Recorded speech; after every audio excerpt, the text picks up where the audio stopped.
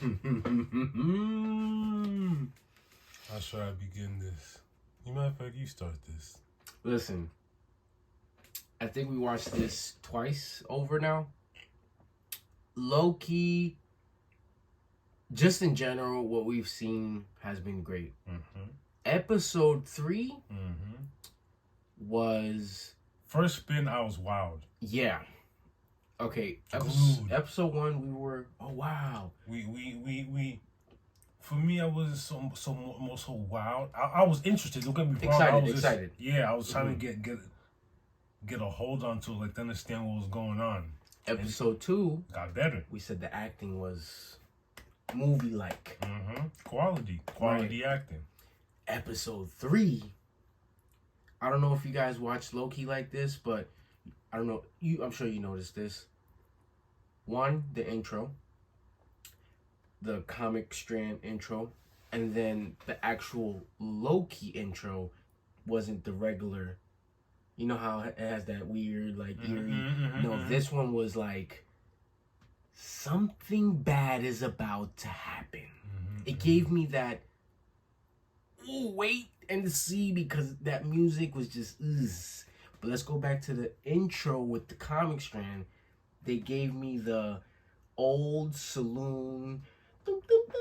Yeah, basically where they were, like that Chicago the 1890s saloon music, bar music, where the guy's playing on the piano with the top hat. You know what I'm saying? I like what they're doing because it just makes sense. Why not give me that kind of intro music when this is the timeline that we're going to be in this episode? Yes, sir. Yeah. But to start it off, where were we? We're in Chicago with, finally, man, like... 1868, on the sacred timeline, we meet up with none other than who? Renner. Renner. And she's on her way to a meeting with Ms. Minutes. The same Minutes we was looking for last week when we find you in the comic books. We find you frolicking in comic books, and now we see you in 1868. I had a feeling something was going on, because, like, the TVA's in peril. All season 1, Miss Minutes the person to go to, like, to let you know everything. Season 2, she's nowhere to be found to help with anything. Her or Renslayer, where are they? The whole time. That's the question. That's the big... If you find Renslayer, you find Miss Minutes. And then that whole instance of Miss Minutes giving her the book to give to, like... The TVA guidebook. Like, talk about affecting the timeline, like... Gee whiz, like, I'm at a loss for words. Like, it's good. It's a good story. I like where we're going. But I'm just like, golly. It's like, again, we don't know what it is for sure with He Who Remains, Kang, in this instance, Victor Timely. You don't know if he actually is a bad person. That's what I like all about this. Because the way they set up that TVA handbook in a package to drop in his window as he's a child. Not a child, but... He was a child. Yeah, you know, like maybe 10 years old in his little home, and you drop this book off that is from the future. That changes everything for him. In 1868. And I like how he says, that's a thing. I like how he says, I'm waiting for like technology to catch up so I could like... Right, because where I'm at right now, the way my mind's thinking... I don't have the means. The means to bring my ideas to fruition. And that said a lot to me. That was dope. That was cool. Yeah. And I'm like I said, I'm liking everything about this. I'm liking the writing. We're getting... This is a show. We're getting... But to me, we're low-key getting a movie here. Yeah. It feels like a movie. I'm glad it's not a movie. Yeah. Because a movie would only be 2.5 hours. And then that's it. We're done. Fast forward 25 years. Yep, 25 years. Yeah, about that. Mobius and Loki. First, they head into 1868 because that was the first hit that they saw where Renslayer popped up. Then they fast forward to 1893, 25 years later, and the same timeline. Branched timeline. Branched timeline, correct. And Mobius and Loki find themselves at the Chicago Fair. Yeah, right? The Chicago Fair, and now they're looking for Renslayer, Miss Minutes. They don't expect to find what they find though. They're looking around. Mobius, what's his approach? He likes to take things the cerebral approach. Meanwhile, eating candy and enjoying your time. But I get it. Loki wants to go straight into it. Yeah, he's more the hands-on. Mobius wants to submerge himself slowly, become of the people. Exactly. That's funny. But it worked out because as soon as they were looking around, I also like that one little part where Loki was like, "What is this?" When the Norse gods. He's like, "Oh, what is this? Yeah. What is this? Thor's not even that tall. Yeah, that was funny. Come to find out, they turn around. Boom! There's a poster there with, in big letters, what did it say? The temporal. Oh yeah, something. The temporal, the marvel of the temporal, or something. Yeah, like and that. it was like there was no way this was not connected to. Exactly. So they said, "What? Oh, okay, we figured it out. That's where we're gonna go. That's where we're gonna go." Boom! They get there. First thing they see is a presentation by a variant called Victor Timely. Hey, shout outs to Jonathan Majors. Okay. I like what he puts into the character. He's extra, especially this Victor Timely character guy. It's a different person. You got He Who Remains. That was a different person. Yeah. Then you got Kang in the Ant-Man and the Wasp 3? 2? No, I think that was the third choice. That was the third, but it technically is Ant-Man and the Wasp 2, but I guess it's the third running series of the Ant-Man. And Loki and Sylvie are basically the only ones besides Ant-Man and them who've actually seen Kang or He Who Remains.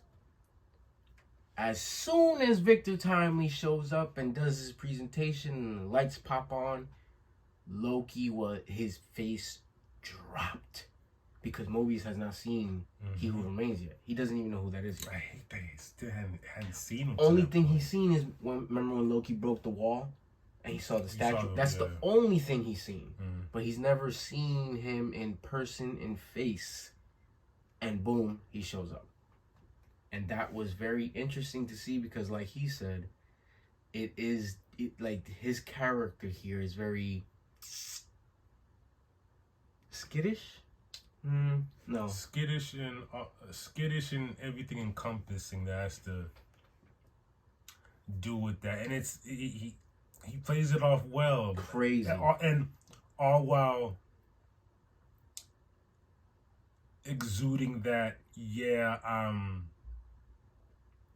smart, intelligent, way beyond my ears, but kind of awkward and clumsy, and he'll fumble his words and stammer sometimes, and it's interesting to see because of this is the third basically type of him that we've seen on screen. All right, the first one, He Who Remains, was like talking in riddles. Kang was more of a I come here to destroy. And this one, I don't believe he's realized or even gotten to that potential of being what he is supposed to be. So it's interesting to see this type of variant of him. And it's just, it took us for a ride. Yeah. It was funny. What else happened at the fair? The whole swindling thing. Oh, he's over here. Oh, my what was it? The pants pants elevator, Oh, and he stoops down. He's like, I don't think it's working, and he literally slouches down. He's like, I don't know. It looks like it's working. I'll come to you tomorrow. Yes, okay, all right. See you later. Like what? Okay, Loki saw right through it. That's crazy. And then what's that? What Sylvie ended up popping up, and I think they're on the Ferris wheel type thing. not the Ferris wheel, like a train cart. What'd you say? I guess, but like I guess big time Ferris wheel train cart thing where it just rotates around. And they had their little standoff or whatever, and it was pretty interesting to see. Sylvie's still on a mission, man. She's trying to Loki having to protect this variant of Kang, which he was already. This is the second time. Mm-hmm. This is the second time where he's trying to save this person, and he's trying to tell her, like, I guess you haven't learned from the first time that your actions caused a lot of this, all this craziness that's going on the branchings of the timeline itself, how it's getting disrupted. When she killed He Who Remains, that really caused a wave, like a ripple, a crazy ripple across the timeline. She's pretty much, you could almost say she's the reason why all these movies are happening. Yeah, basically, and it's just very interesting to see because then, as that incident happens, they escape, and now Victor is with Miss Minutes and Renslayer. Yo. They go on a cruise ship across the lake. Nah. You gotta understand. It was this what you're going into is beautiful because Victor Timely doesn't do partnerships. Oh, and I forgot in the beginning when he was doing his presentation. Yeah, and then one of the guys wanted to, instead of buying it, he wanted to go into a partnership with them, and Victor's like, nah, I don't do partnerships. And then so we fast forward here to where Victor Timely's with only Miss Minutes and Renslayer. There, you see how they're playing games with trying to get Victor to stay on his good side or whatever. Because now he's on his way back to his main spot across the lake, basically. Because basically where he was at in Chicago was like a trap house. That's what he called it. He said his little trap house. It was just a little trap house. So we're going to the real crib now. Now, and it's crazy how it happened because everything was going great. Him and Renslayer were hitting it off. And then Renslayer shakes his hand, if I remember correctly, and says, "I'm looking forward to this partnership." And then you saw the look. Not even shaking hands. You know when you're on your first date. Oh, like he was holding like they were doing one of these. It was like a half hold. You know, with the fingers. You know when you're on your first date, you tickling fingers and shit. As soon as he said that partnership word, but yo, finger went like this to yeah, and separated. And hold on. Miss Minutes the whole time was like Miss Minutes the stank face was crazy. And then as soon as he went like this, and she goes, And then next thing you know, Renslayer sleeping in the little boat. Threw the ship off. That boy said, dropped her off. Miss Minutes talking about some. You see, told you. What? Miss Nasty Minutes? But come to find out, Miss Minutes got some weird baggage. Oh, that's when we make it back to his house, and then we get to the actual spot where he wants to get basically his life's work. That I still don't know what it was. All they showed us was like bro, we're 3 episodes in, and you said it's like the 6 episodes per season. Probably, yeah. Keep going. So he had a form. I want to say kind of like a small little trophy, kind of, that opened up like a little orb. He said, "This is my life's work. This is what I came here for." And then Miss Minutes started acting very strange. Yeah. That's when she started coming out a little too Strong. She was coming on strong. And very attached, strong. like, you know, and I could see Mr. Timely didn't take that lightly. He was like, ooh, she was reminding me of iRobot, but in a sick, twisted lovers type of way. Like, forget the world. I want just me and you. Me and you, baby. Just me and you, baby. It was crazy to see. There was mannequins there, and then she, like, implanted her face on the mannequin, and she was like, why didn't you make me into your girl? And he sees the time pad, and he's like, yeah, it was crazy. Like, yo, get out of here. I gotta put you. First of all, how does he know how to work that time pad? I just thought about that. Was that a time pad? Yes, he put her away in the time pad. Wow. I know he's a genius, but, like, how do you just automatically think to put her away in the time pad? No, I might be